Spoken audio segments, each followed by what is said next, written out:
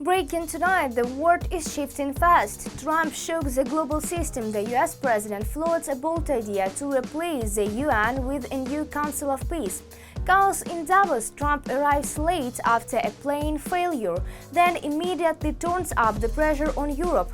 Asia pulls away from the Kremlin and Ukraine pushes forward. A massive $800 billion recovery plan is taking shape.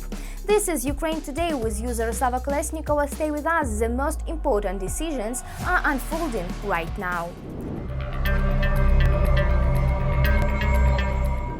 Trump floats a UN replacement Council of Peace in the making. US President Donald Trump says he wants to create a new global body called the Council of Peace, an organization that, in his words, could replace the United Nations. Trump argues that the UN has failed to stop wars or protect peace. Is this a real alternative to the UN, or just political pressure on the exciting system? And what would a Council of Peace actually change in today's world? Stay with us, more details ahead. US President Trump is creating a new organization called the Council of Peace, which, according to him, could replace the UN. Maybe it actually will. I mean, the United Nations just hasn't provided any help at all. I'm a big fan of their potential, but it has never been fully realized. The organization was supposed to resolve all those wars that I ended up resolving myself. And I never turned to them. It never even occurred to me to go there. But they were supposed to resolve all those wars themselves. Still, the United Nations should continue its work because the potential is enormous. Invitations to the new organization were sent to several dozen countries, but so far there are only a few who are interested. France and Norway have already declined to participate. The United Kingdom and Italy also plan to refuse. Trump has already started threatening French President Macron over this. That's what he said, but no one really cares because he'll be leaving his post very soon, so just know everything is fine. But if he thinks it's appropriate, I'll impose a 200% tariff on his wine and champagne, and he'll join. So far, Kazakhstan, Azerbaijan, Hungary and Belarus have confirmed their membership. And he started with all the dictators, all the ones he invited first. Everyone is either already a dictator or striving for the maximum, aiming for dictatorship, for the usurpation of power. But China wasn't invited, and, well, a lot of other countries weren't invited either. And of course, Trump is threatening everyone who doesn't want to join his club. In other words, Trump already sees himself as the ruler of the world. It seems Trump plans to be the lifelong chairman of the World Council, and this worries potential participants. This council will be unlike any other.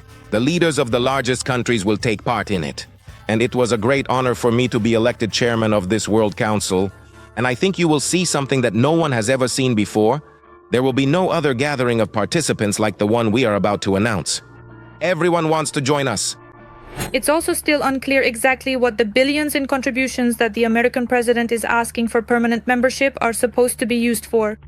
This is Donald Trump's private club, where he is the chairman and where he makes all the decisions. An entry ticket, a permanent membership. Joining this club costs $1 billion and in cash, according to Bloomberg. $1 billion is quite a large sum. To hand it over to Donald Trump, in other words, it goes straight into his pocket. He himself is the chairman, he appoints his successor, and he will be the one making decisions in this club. So in theory, everyone is supposedly equal, and they can probably even express their opinions, but in the end, Donald Trump will make the decision anyway.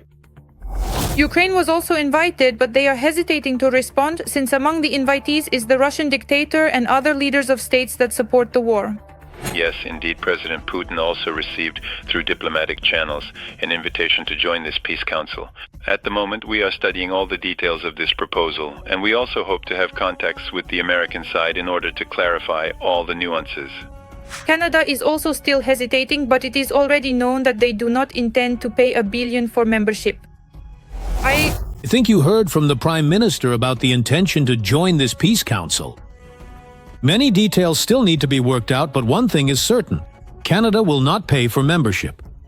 Just like the Belarusian dictator Lukashenko, who stated that Trump would judge him based on expertise, not finances. If you cooperate and work well for the sake of peace, then you can keep working even without $1 billion. I'm aiming for the latter. If there were something worth paying $1 billion for, I would pay it. But if they want to get my service, just like from others they've invited, and also get $1 billion, well, even Trump didn't allow himself that. So it's a complete lie that we are supposed to take away some $1 billion. Absolutely nothing is needed. For now, it looks like the prospects for the new organization are rather unclear, especially in light of the fact that the leaders of truly strong and successful countries in the world do not want to join it. Trump arrives late in Davos, plain failure, then pressure on Europe. Speaking in Davos, he said Europe is moving in the wrong direction and has become increasingly problematic over recent decades. It is a signal of pressure on Europe ahead of major global talks. And what kind of deal is Trump really pushing for? Stay with us, more details next. U.S. President Donald Trump arrived late to the economic forum in Davos because his plane was forced to return to Maryland due to a malfunction. But after arriving at the forum in Switzerland, the head of the White House continued to put pressure on the old world. Europe is moving in the wrong direction. In recent decades, the continent has become problematic. I want to negotiate the purchase of Greenland. Europe is destroying itself. We want strong allies, not seriously weakened ones. We want Europe to be strong. If in recent years the forum was seen more as a talk show where heads of state held abstract discussions, today the event is regaining its status as a platform where leaders will determine the global balance of power. Unfortunately, the question remains. The issue of Greenland has pushed Ukraine into the background. So a day before Trump's speech, French President Emmanuel Macron condemned a world without rules and the endless escalation of new tariffs. He stated that he prefers respect over brute force. Furthermore, he earnestly called on the nations of Europe not to simply give in or surrender to the harsh and unjust law of the strongest powers.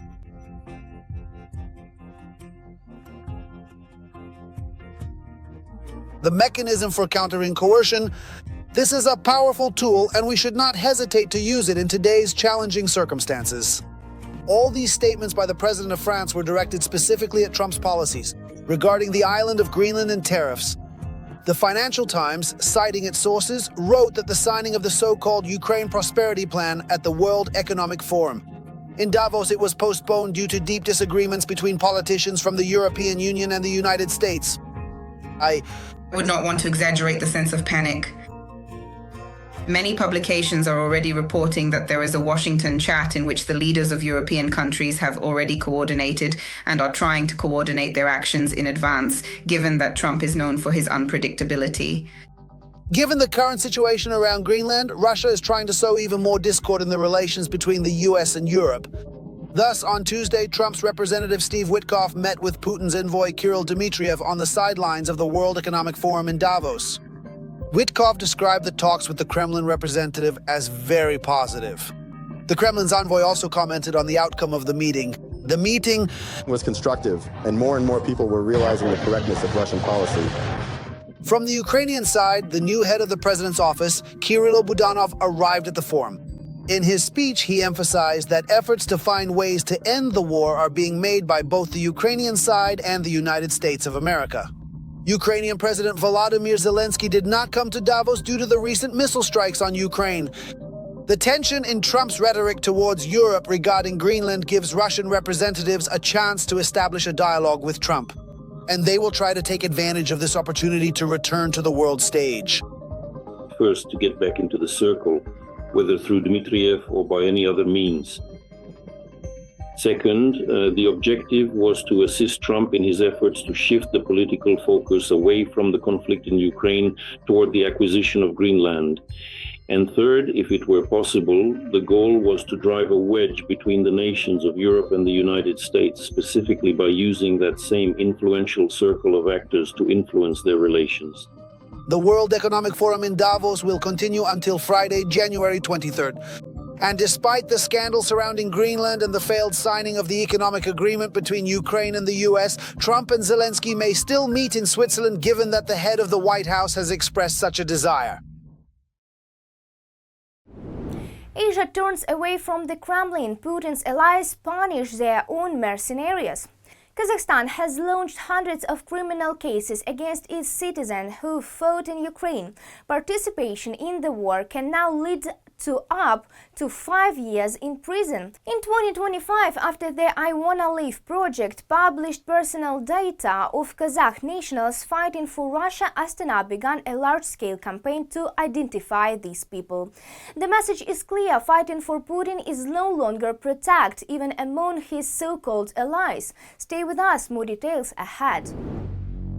Asian countries against Russia's war in Ukraine. Putin's so-called allies are catching and punishing their own citizens who joined the occupation army. 5 years for participating. Kazakhstan is opening hundreds of criminal cases against its citizens who went to fight in Ukraine. In 2025, after the I Wanna Live project published the personal data of Kazakhstani citizens participating in the war against Ukraine, Astana launched a large-scale campaign to prosecute Kazakh mercenaries. According to Kazakhstan's judicial statistics, last year law enforcement opened a record 700 cases against those who enlisted in Russian military formations. The numbers have increased dozens of times. In previous years, only a few dozen cases were opened annually. Over these years, the Russian Federation has suffered significant losses, both in the Central Asian region as well as in the Middle East and Africa. A very striking example of this is, of course, Armenia. This is also, by the way, Nagorno-Karabakh, which was deoccupied by Azerbaijan. This is Kazakhstan, which is gradually distancing itself from Moscow and diversifying its export and import flows. In such cases, the courts do not care where the accused serve. They hand down identical sentences both to Wagner PMC fighters and to those who signed contracts with the Russian Ministry of Defense. At the same time, Kazakh society, aware of the threat posed by the Russian world, mostly supports Ukraine. Alexei, right? Yeah. You didn't run away, did you? No. 9-5? So Kazakhstan is a refuge for you? Huh? Wes. Is Kazakhstan a refuge to you? What did you say? Kazakhstan refuge. Why a refuge? I'm interested. Putin, thank you. The Kazakhs are kicking us out, right? The countries of Central Asia that were part of the USSR know better than anyone what Russian chauvinism is. Recently, a serious scandal broke out in Uzbekistan. Locals demanded to ban the entry of the pro-Putin artist Sergei Bezrukov into the country, all because of his mocking parody of Uzbeks who don't know Russian. I really wanted to visit, of course, the grave of Tatiana Sergeyevna. It was 1 o'clock in the morning. But it's closed, I said. I really need to, you understand? He saw me. Hey! He doesn't speak Russian, but he watched Parakin. Ah, white? The only thing he says in Russian is white. What? Belay. I said, belay, belay! Notably, starting in 2025, Uzbekistan also began prosecuting Uzbeks involved in crimes against Ukrainians. An Uzbek citizen who participated in combat on the side of the Russian Federation was sentenced to 3 years in prison. The defendant escaped from the hospital where he was receiving treatment and returned to his homeland.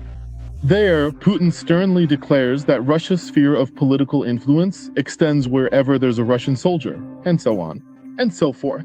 But in reality, everyone now sees the true strength of the Russian Federation and works with players who are much more resourceful, whose positions take into account the interests of these countries far more than the Russian Federation does, which still perceives them as, remember how it was phrased during the Soviet era? Younger brothers.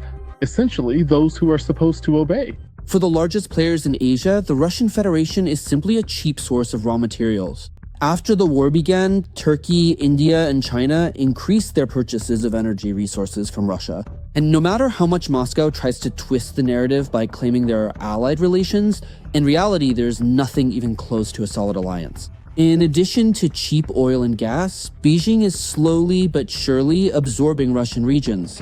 The television said, so basically there will be a factory, jobs, take that, as they say. It's all China.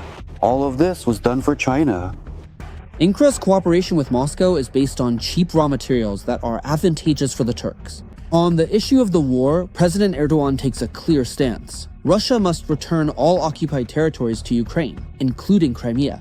Our support for the territorial integrity, sovereignty, and independence of Ukraine remains unwavering. The return of Crimea to Ukraine is a requirement of international law. By betting everything on the war with Ukraine, the Kremlin has lost its former geopolitical influence around the world.